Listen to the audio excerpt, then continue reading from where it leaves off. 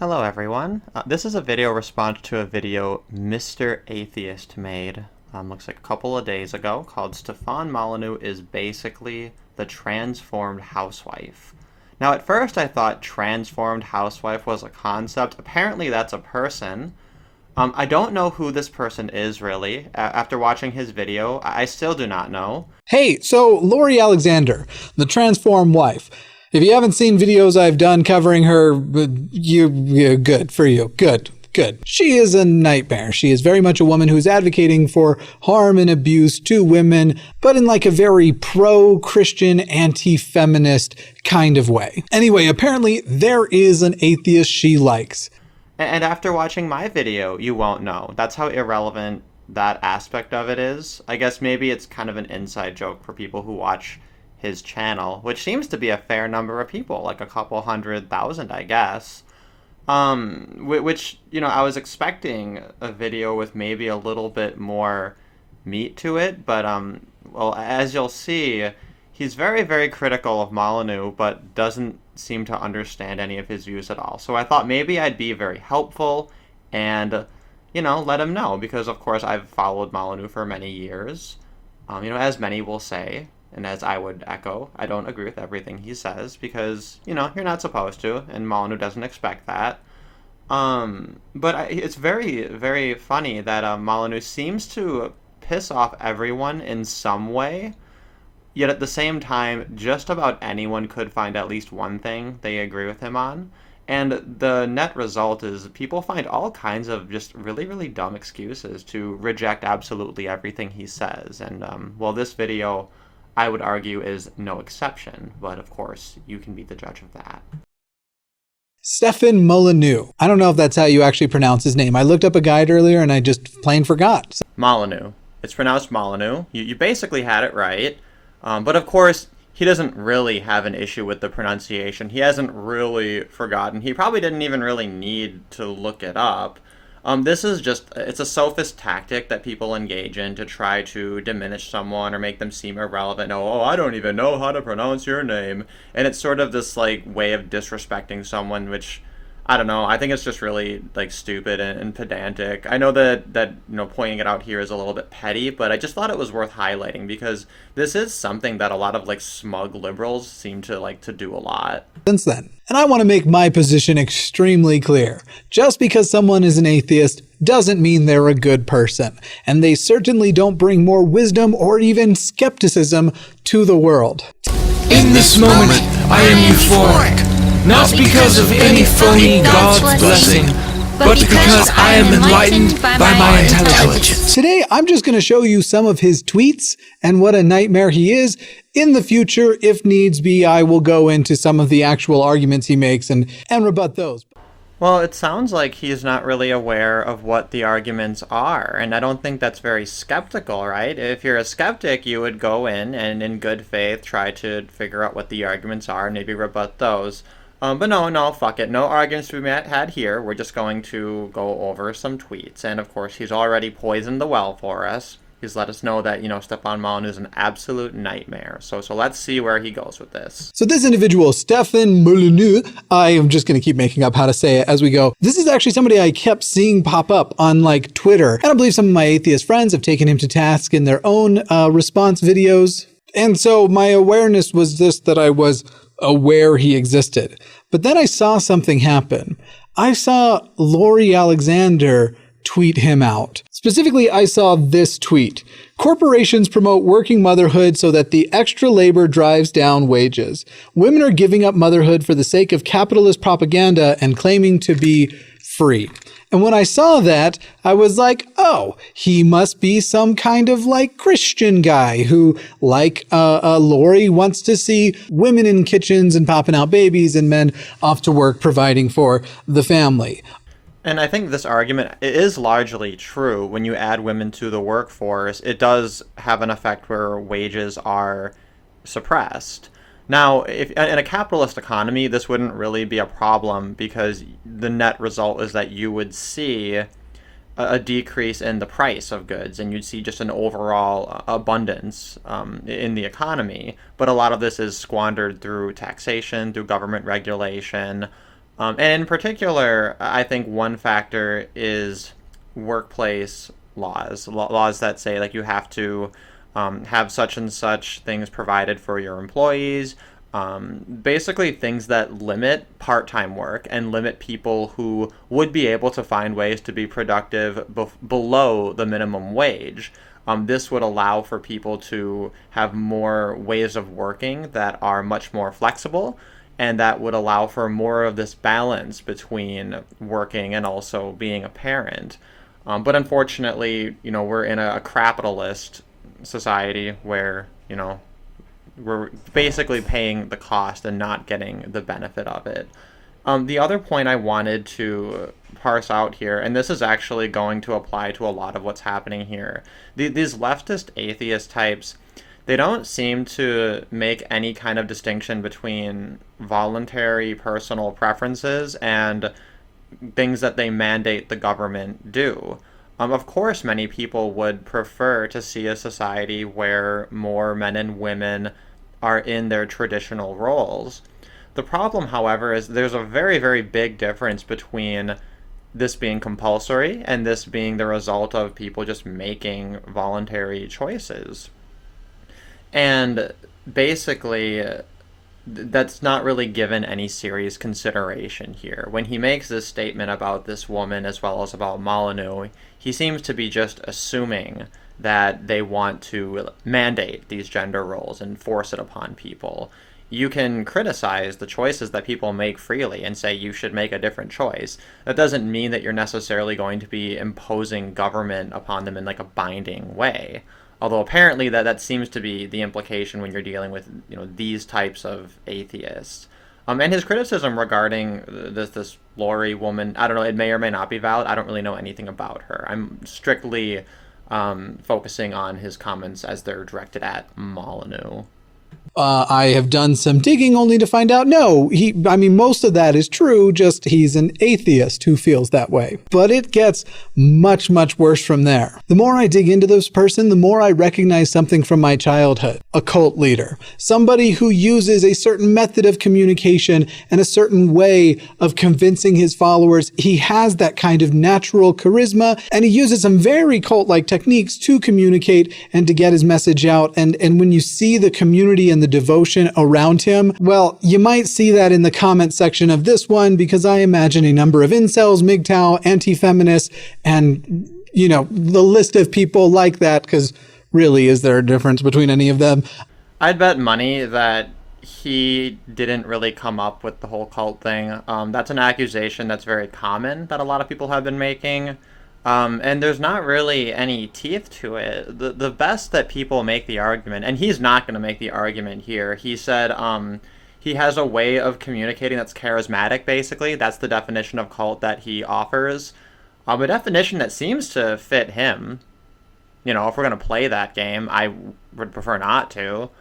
But the biggest argument people make is that he favors defooing, which would be cutting yourself off from people who are toxic, people who you are sure that they're not going to change and who are abusive. And this is something that I think any rational person actually does favor. And it seems people only have an issue with it when they just find that they can't argue with something Molyneux is saying, and they say, oh, well, you're just a cult leader because you're bald and you have a funny accent, and you said that people should not associate with family members that are abusive. And it makes you wonder, what's the real cult? Being born into a family that's abusive and then you're not allowed to leave. Saying that you should be allowed to leave is kind of the opposite of a cult. And he is entirely just supported by his donors. There's absolutely nothing involuntary about anything that he does. So it's a very toothless and just very slimy kind of a lazy accusation, and he doesn't even try to make the case here. He just kind of throws it out there just to poison the well. You're probably going to see them in the comments simply because I am criticizing Stefan. And he said that MGTOW, PUA, incels, anti-feminists, are all the same. No, these things are actually quite different, and ignoring that distinction is, I think, a huge part of the problem.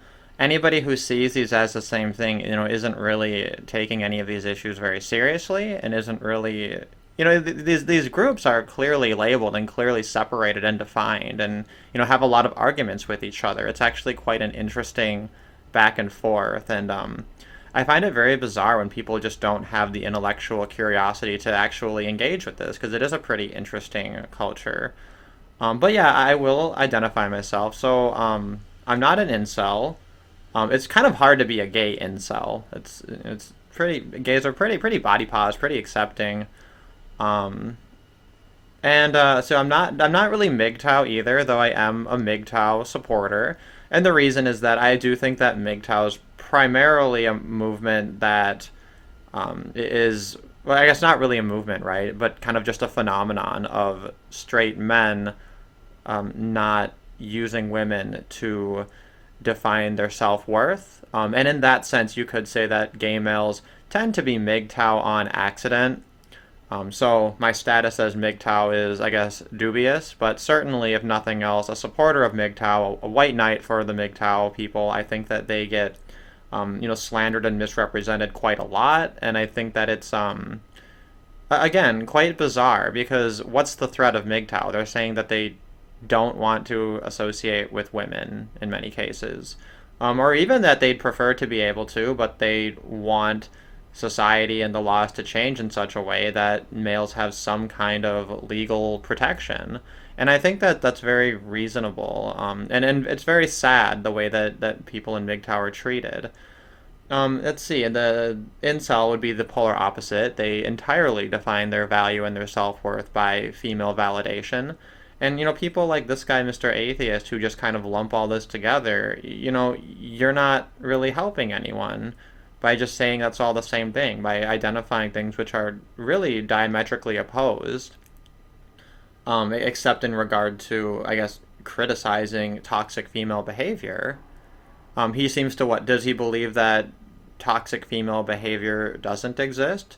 Certainly he would not argue that toxic male behavior does not exist. And, if you're an egalitarian, sort of a skeptic atheist, I'd imagine you would also take seriously the idea that women can, too, engage in gendered toxic behavior. So it's all very, very trivially easy to kind of debunk and suss out. I don't need to spend too much time on that. Stefan is just a complete nightmare of a person. And one of the things that I came across was not only his anti-feminism stuff, but also what he thinks is this kind of scientific racism, race realism, how he looks at things like IQ amongst different ethnicities and believes that there is a biological imperative there. And, if these ideas were really so trivial, he wouldn't need to straw man it this way by characterizing it as a biological imperative. He's using deterministic language, which, Stefan Molyneux has had many debates with people who identify as determinists, where he defends the concept of free will. And he's very much a champion of people overcoming any sorts of challenges they have, whether those are social challenges, familial challenges, or even challenges that people could have that are genetic. So this idea that it's somehow like an imperative, that people are just classed by destiny in a certain way, is a complete misrepresentation. People who are so-called race realists are just observing that there is a documented trend, a trend which is controlled for by any conceivable variables, where they say, yeah, there seems to be a general trend in relationships of race and IQ. And the same holds for gender and IQ. And we're not really doing ourselves any favors by denying this. It doesn't mean that people are necessarily to be defined by their race or by their gender. But we should be aware, especially if we're concerned with trying to create, an equitable society, that these trends are going to play out. And if we're going to have solutions to these problems, those solutions should be sensitive to what the data says. And again, I think that's very reasonable, and it doesn't mandate any particular solution, just that we have access to the facts. The total disregard for one, first of all, how ridiculous a measurement system IQ actually is. And as he goes through, he points to very pseudoscientific sources that totally disregard very important circumstances, like one group's access to education versus another. The problem with criticizing IQ as a measurement is that there's really no way to do that without throwing out virtually all of psychology and all of the soft social sciences. You know, as flawed as IQ is, it is the most rigorously tested thing and the most static thing and probably one of the most useful concepts that people have. I think that when Molyneux and the people he's interviewed on the subject reference IQ, they're very careful to state the limits of it. You know, they're stating, yes, there's correlations with it. And, you know, of course, there's aspects of a person's intelligence that it doesn't measure. You know, all of these criticisms of IQ as a measurement can be true, and it can also still be true that IQ is the best we have so far. And then in regard to the second point, I think that's just ridiculous. I've heard many studies that try to control for all of these factors, and we still see these trends playing out.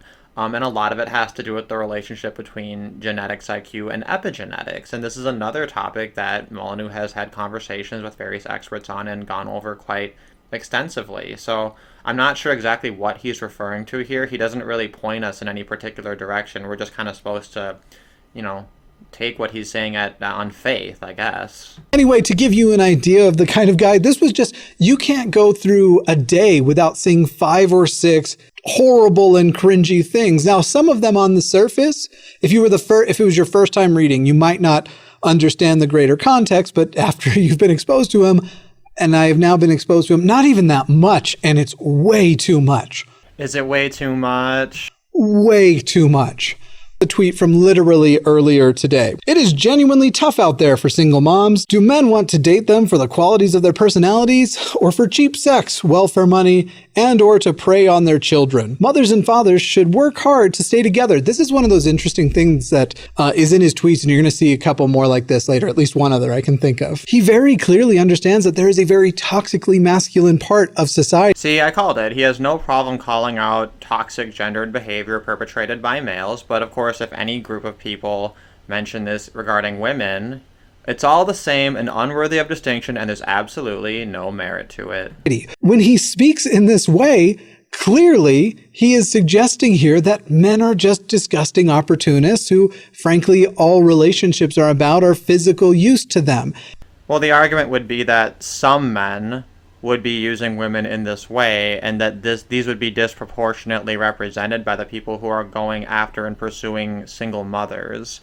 This wouldn't necessarily be the trend regarding men in general, but of course, anybody, you know, who wants to find a relationship, they want physical intimacy, love, and sex, and very often, most people want to produce children.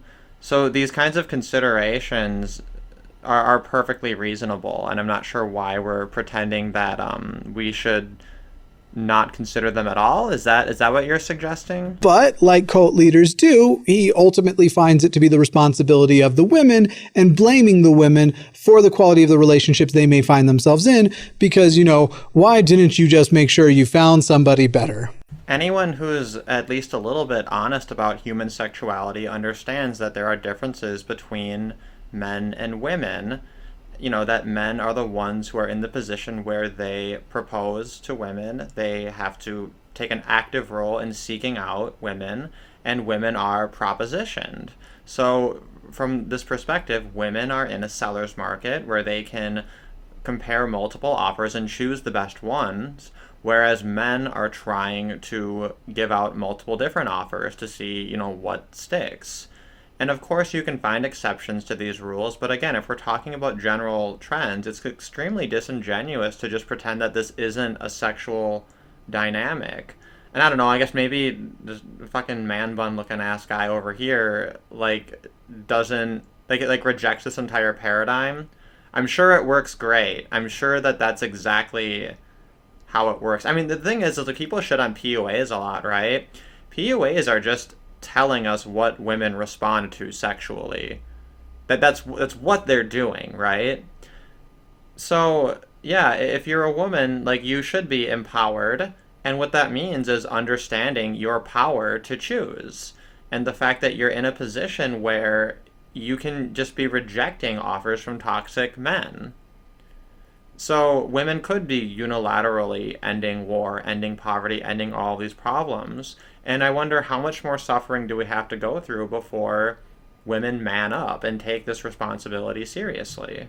To tell you the truth, the more I watched him, the best way I think I could describe to you this disgusting individual, Stefan is very much that caricature that Christians often believe atheists are. Like that we're just nihilistic, that we're anarcho-capitalist, which he proudly is, that we believe society should be built on some sort of Darwinistic principle of survival of the fittest, and comes off as one of those people that if there weren't these barriers in society to prevent him from doing certain extremely immoral things, he comes off as one of those people who would do those extremely immoral things. This entire tirade just tells us more about him than about Molyneux. It's all very speculative, and he has kind of mishmashed together a lot of very strange bedfellows. For one thing, it is funny to see an atheist kind of shit on Darwin, right?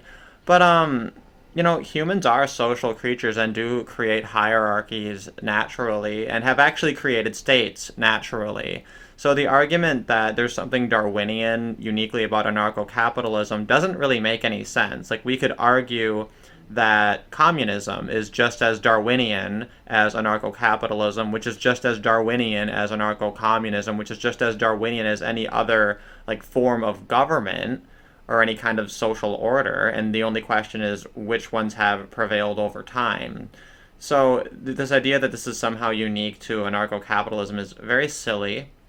And of course, it ignores the fact that you can voluntarily be charitable, right? And this last bit of it was the most bizarre, because he's saying that a person who thinks that we don't need to have laws in order for a society to function, not even laws, right? We don't need to have centralized laws. We don't need to have a monopoly on arbitration in order to mandate these things from the top down. That this is the person who would do whatever they want, right? Not the person who thinks, oh no, we all need to have laws, right? This is a criticism that ANCAPs make towards non-ANCAPs, which is that, are you suggesting that you yourself need these laws in order to behave yourself? Because invariably people argue, no, I'm not talking about me, I'm talking about other people. We need laws because of everybody. And of course, no matter who you ask, this is what everyone says, except for a very small percentage of, like, psychopaths. And of course, having a state just means the psychopaths go straight to the top and take over your state.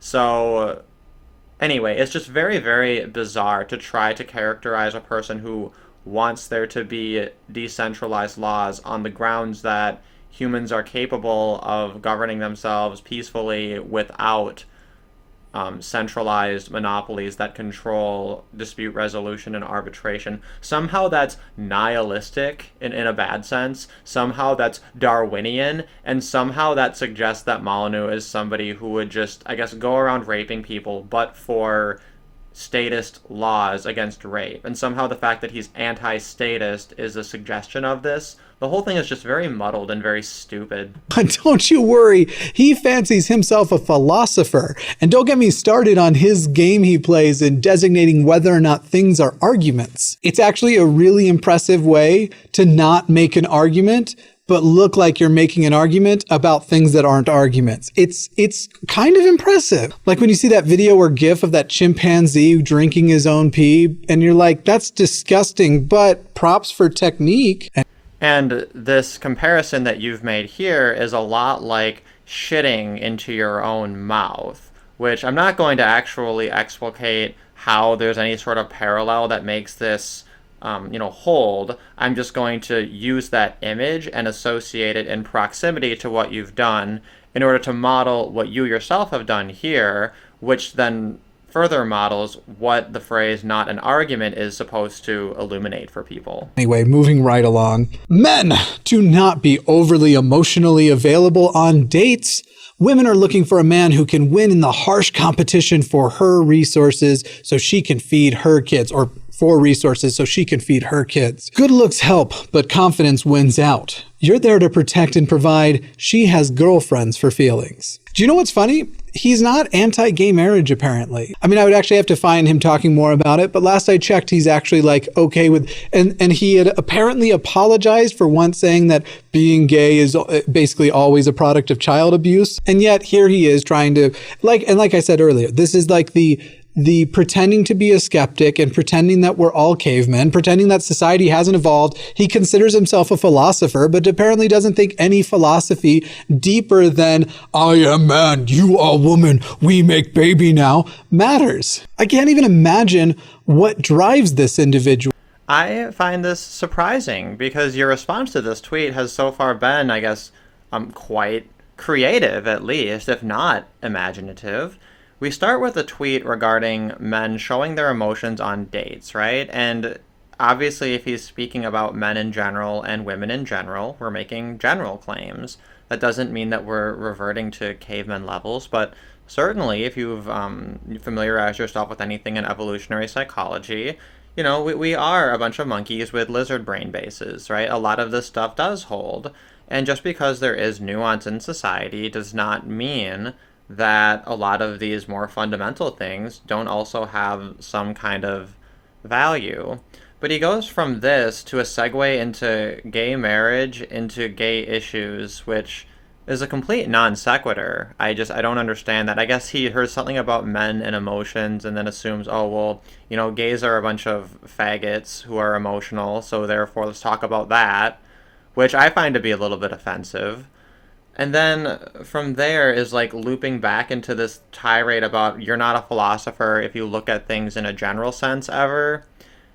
And now he's going to talk about nihilism. It's very strange. So I think you actually could imagine his motivations. And in fact, I think you're about to give us an example of your imaginative take on Stefan Molyneux's brain. And when you clearly have such a crappy view of humans and what their motivations are and why people are the way they are. And clearly this idea that we're all just cavemen, which is what I think a lot of his philosophy pulls back to. What at the end of the day do you win by participating in these conversations? How are you getting the gratification? Because he's a cult leader. Because what this is about isn't actually facts. It's what he identifies as facts, and he might genuinely. The worst part is there are these personalities, especially these cult personalities, of people who genuinely believe these things about themselves. This type of narcissism requires delusion. And make no mistake, that's what this guy is.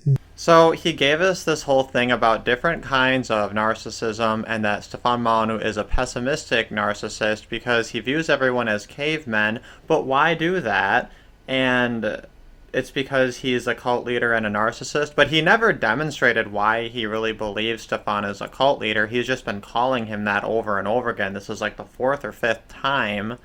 And now he's just going to go ahead and just call him a narcissist. It's just name calling at this point, and it's very, very childish, but also a little bit fascinating that you have this tirade he's put together in jump cuts that doesn't have any clear train of thought. So, like, not only is he just rambling and saying shit, but he's cutting out stuff that he thinks is irrelevant and not even noticing that he's not finishing his own fucking thoughts. Delusional. Ladies, all sexual and romantic power you have in your 20s suddenly swings over to men in their 40s and 50s. They are wealthy, healthy, and still able to have children. You are barren, menopausal, and probably still paying off your student loans. Don't end up like that. First of all, it's weird that this person, who apparently considers themselves an empiricist, considers themselves skeptical, would use such summary, generalized language like they are wealthy, healthy, and still able to have children. We are entering into a world for a lot of reasons where there's not really anybody who's healthy.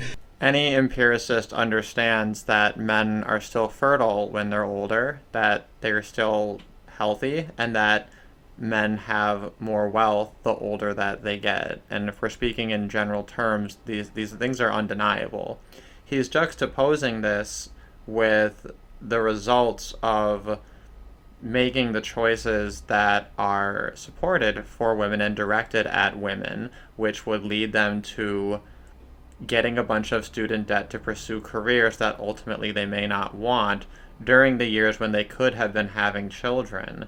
And when you consider that a lot of women have been misled and have been, not given this information and not dealt this reality, you're not helping anybody by denying it, and you're being very dishonest here. And then this concept of wealthy, as though most people in their 40s to 50s just figured that out. That's just untrue. But then this individual who thinks they're a realist, not a misogynist, clearly believes that the value a woman holds is in their uterus and whether or not they can have children. You are barren and menopausal, probably still paying off your student loans. So there's also like a warning in here about getting an education. Come on, women. The absolute and utter narcissism here. See, yet again, he didn't finish his thought regarding the concern that women have a limited window of time where if they want to have children, they have to act within a certain time period of their life, otherwise that door is shut. He completely is glossing over that because he's reading as he goes along, and then when he jump cuts, does he do it to go back to the original thought? No, he does it to splice in him just name-calling Molyneux as a narcissist again, just to vent his frustration at not being able to make an argument.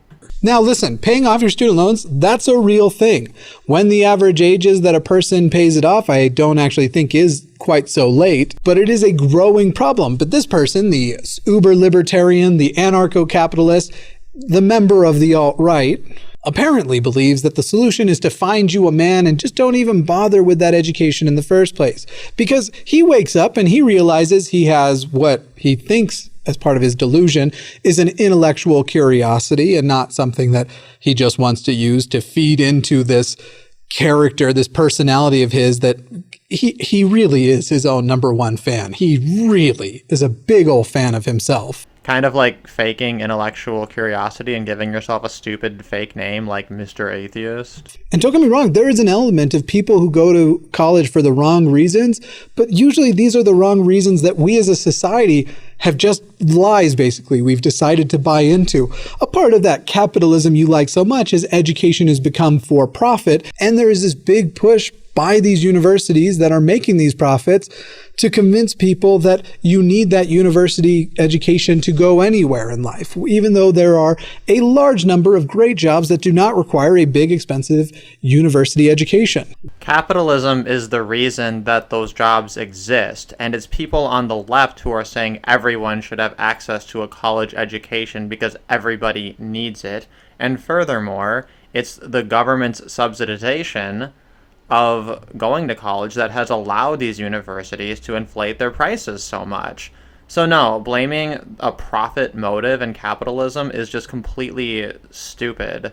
This is entirely caused by people like you who just want free shit and don't ask any questions. We friggin' need trade jobs, but that certainly isn't anything that only applies to one gender. And so if you, with your intellectual curiosity, you see no fault with you pursuing that. I don't actually know what kind of education you have, but I assume it's something. And to harp on women because they may want to pursue their own intellectual curiosities, they may want to go out and learn things for themselves and have a career, and that is what they feel like they should do, or in many cases have to do. Basically, I just don't know what you think you're solving by your oversimplification of the problem. Well, it's certainly better to simplify a problem than it is to just completely deny it.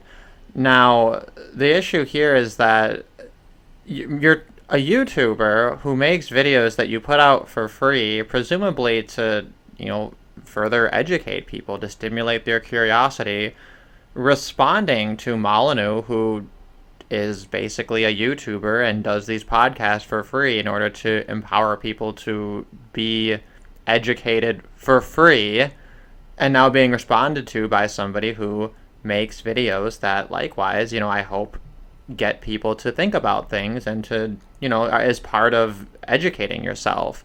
Molyneux is a proponent of unschooling and peaceful parenting, as am I. And it's very telling that you seem to have completely equivocated going to school with getting educated.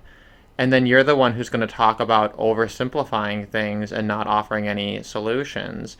maybe if you actually were able to engage with perspectives that were different from your own, then you'd have found some of these things in Molyneux's work, and then some of your questions would be answered. And then you wouldn't have to just make up random bullshit and just resort to childish name-calling.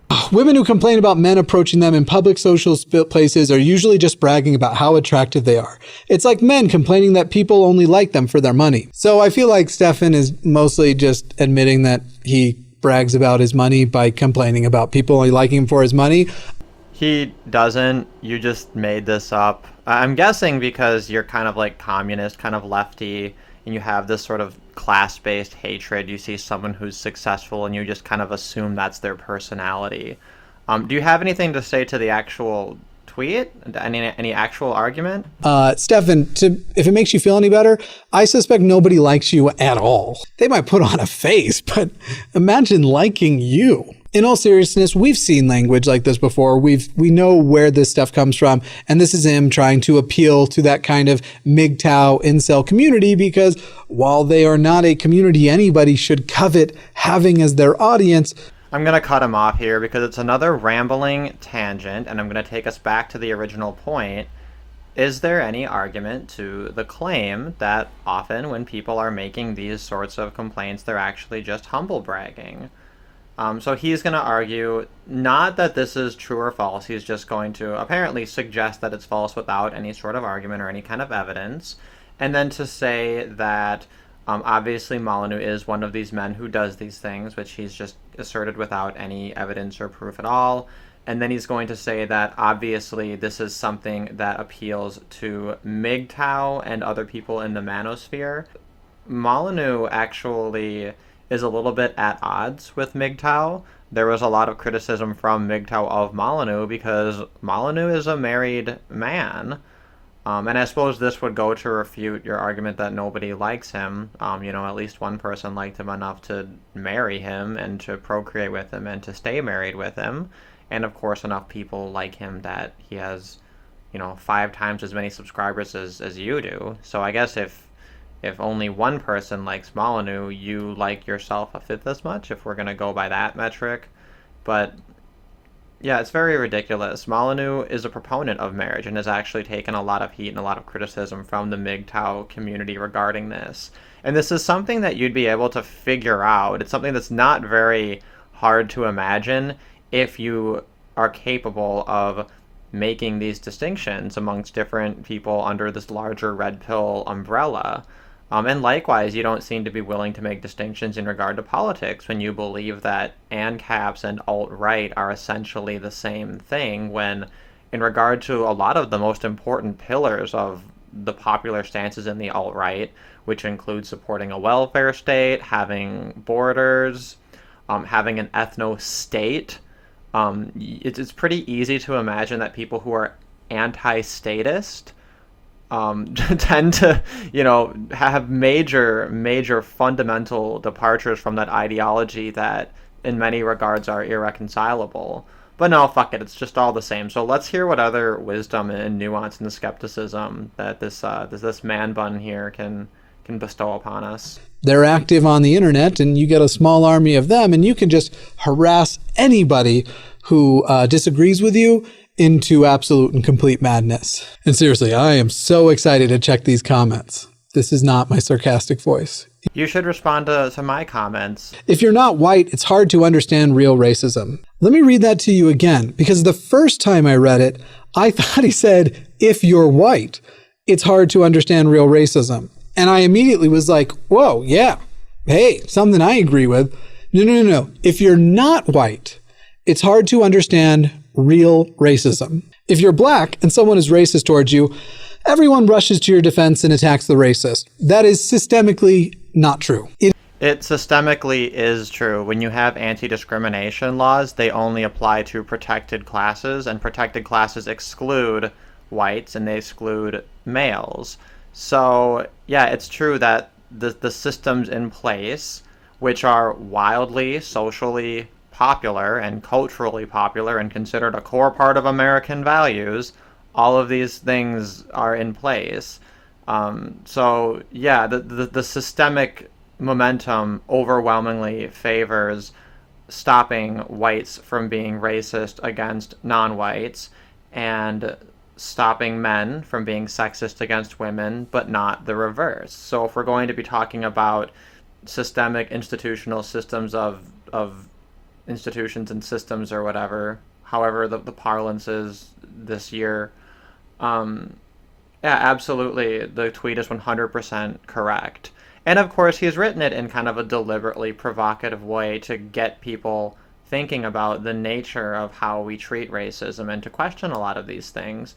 But it's very similar to an argument that Ayn Rand had made many, many years ago, where she stated that it's only the wealthy who you're able to legally discriminate against. You're able to just openly advocate for stealing from them because they're rich. And she made this kind of the basis of an argument that rich people have fewer human rights and fewer civil rights than other people in practice. And it's a very interesting argument that I think has a lot of merit to it. It is institutionally not true. When something gets attention, sure, that happens a lot. But most of the racism that happens day to day, there are no white knights, for lack of a better term, though I enjoy that one because of the irony. That's more coincidental than ironic. And the fact is, the reason why we haven't solved racism is because even for all of these examples, where we all get to, as a crowd, feel some level of justice as somebody is taken down a peg because it got shared out on a video or whatever else, most of the time that doesn't happen. So there isn't. What you are describing reality as though it actually exists on Twitter. As though Twitter, which I will remind my audience, is the worst thing that ever happened to humanity, but Stefan is thriving there. Twitter is not reality, and just because videos like that go viral, you are not talking about the day-to-day experience of people who experience real racism. This whole tangent about Twitter was just like a weird spasm. I don't think it had any relevance at all. There's no suggestion that he's just talking about things that happen on Twitter. Now, I will tell you, I believe anybody can be racist. And I know that's not popular with a lot of people, but I think anybody can be racist toward anybody. So the unpopularity of this view that you've admitted to here, that has nothing to do with society or culture or any of these systems, but like a racist microaggression directed at a black person does. But when we're talking about systemic and or institutionalized racism, we are talking about something that is a problem every day and a problem you can expect. You can literally get degrees and be an academic and have a specific focus in black expectations of white racism. Whereas if you're a white person talking about expectations of black racism, you are deplatformed and made a pariah and not even allowed to talk about it. And we're expected to believe that the one that is celebrated by the establishment is not part of the system, and the one that the establishment completely shuts down is part of the system. It's entirely backwards, this entire perspective you have. Are born with a certain amount of pigment present. This is not a large-scale problem that white people have to deal with. And yet, Stefan Molly Ringwald, you know what? I'm not going to slight Molly Ringwald in that way. Stefan Molly the drug, I could use some Molly to get through Stefan, says, if you're white and someone is racist to you, everyone blames you and justifies the racist. Again, you might be able to find an example of that happening. Well, how about the Nick Sandmann case, where he didn't do anything wrong and in fact was the victim of racism from a minority, and the entire establishment rallied against him, and they had to walk it back because it was given attention. And how many other times do things like this happen, but because it's not given attention, the white guy is just thrown under the bus? So you see, your entire perspective doesn't hold up under empirical scrutiny. It is not a systemic thing. This is a faith-based assertion. It is not something that is plaguing society. It is not a widespread problem. And in fact, somebody like you who is so critical of the so-called social justice warriors, it's funny because you are a caricature of what you are trying to attack. And you are the person who is trying to bring into reality a false reality that exists on social media. Anyway, he says that And again, we have another conclusion presented without any real explanation or evidence, but he's just going to ramble off into some new topic now. That's real racism. Stefan Molyneux believes racism exists. And who is the greatest victim of this? Ye old white man. Ridiculous. Absolutely just bizarre. Bizarre a person like this exists. Let's get back to some of the sexism. Ladies, don't try talking tough about independence. I know the facts. 1/3 of women are more afraid of loneliness than a cancer diagnosis. And loneliness has tripled since 1985. We are social animals. We need each other. Defy death. Go forth and build a loving family. Now, this tweet, I'll concede, is a little bit cringy, a little bit dramatic. I think that the juxtaposition of being afraid of cancer versus loneliness is kind of silly. Again, this individual who is so self-absorbed and so happy to clearly present they know the facts doesn't mind completely strawmanning the opposition. Women's suffrage, liberation, whatever you want to call it, you use the word independence, has never ever been about you can't go have relationships. Well, actually, a lot of it has been. You have lesbian separatism, you have the argument that all penis and vagina sex is rape. You could call these, radical fringes of the movement, but the point is it is there and it is part of that conversation.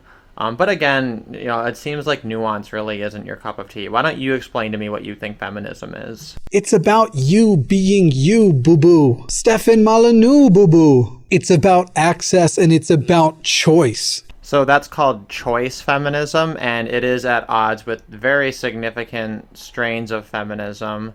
So you are really kind of reducing all of the conversation down to something that doesn't really represent the whole at all. And how is presenting an argument or a suggestion that one choice is better than another in any way inconsistent with the idea of having choice, right? To have choice means that we can weigh and debate the merits of one choice versus another.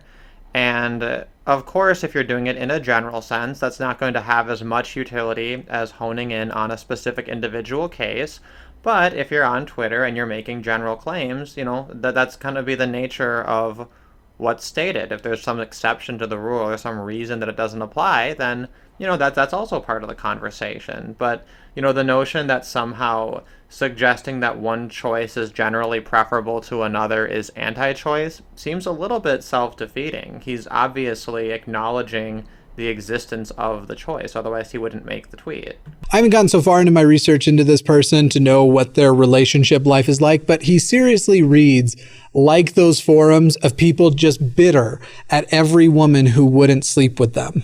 Oh, and surprisingly, you'd be wrong. I guess if you had gone to his channel, you'd see that he made a video playing Minecraft with his daughter less than a week ago, right there on the first page of it. So it's pretty obvious you didn't do any research at all. He's kind of like if Jordan Peterson stopped speaking vaguely so he had some obscurity that he could recede into when people were like, wait, were you just super racist just then? Or were you just super sexist just then? This is who Stefan is. Which, surprise, surprise, Stefan and Jordan Peterson have done quite a bit of collaboration together.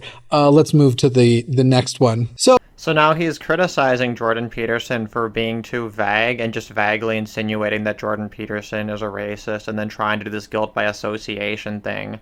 For a skeptic atheist who values reason and rationality and is very empiricist, you don't really seem to do anything but just really, really lazy sophistry. Oh, this is just because what white nationalist isn't complete without a bit of anti-Semitism. This is a retweet of an article, it looks like, the Jewish Chinese Revolutionary Jewish Telegraphic Agency, and the caption is, they were heavily involved in turning China communist too. This was actually a retweet from Stefan, not his original tweet. And he has written his own stuff, shared plenty of anti-Semitic points of anti-Semitic points of view. These are the voices we have to defeat. Now, as you know, I have shared in the past, I am only for deplatforming when a person is calling to violence. Also, when an individual has the following he has, which he has a huge following across platforms, but especially with this radio program he has, deplatforming is not an actual tactic that can succeed. This is why, yes, you had somebody like Milo, who has largely been deplatformed out of relevance. And so you can look at something and say, hey, that was a success.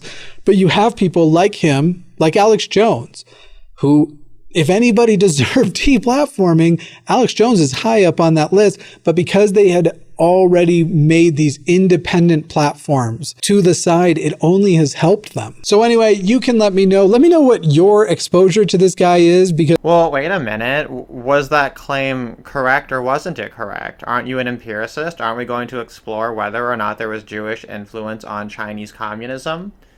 Because to just outright dismiss that seems pretty racist against Chinese people.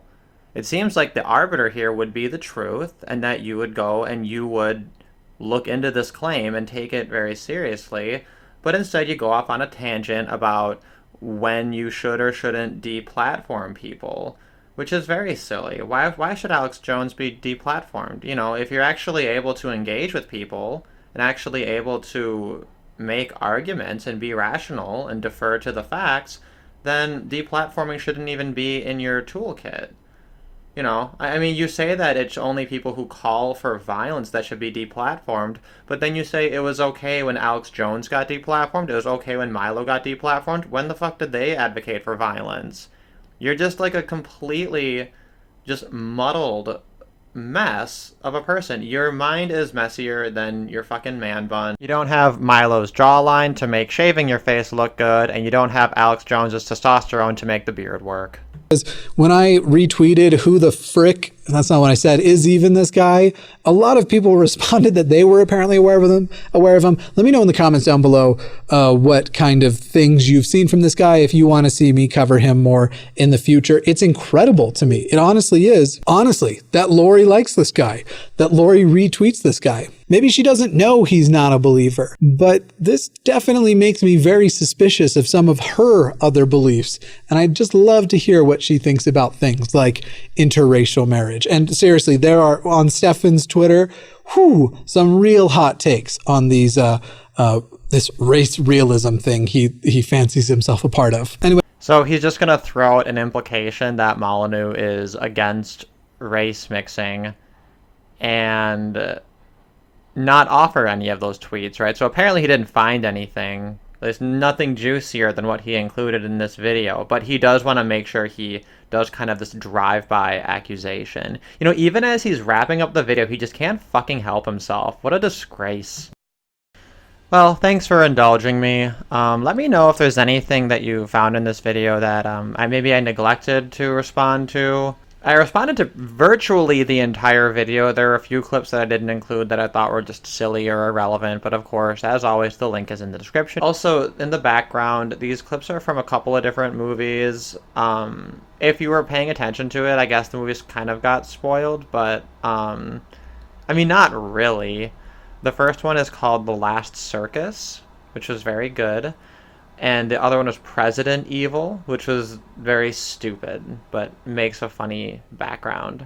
So, hope you guys enjoyed that. Have a happy Halloween and a nice day. Thank you.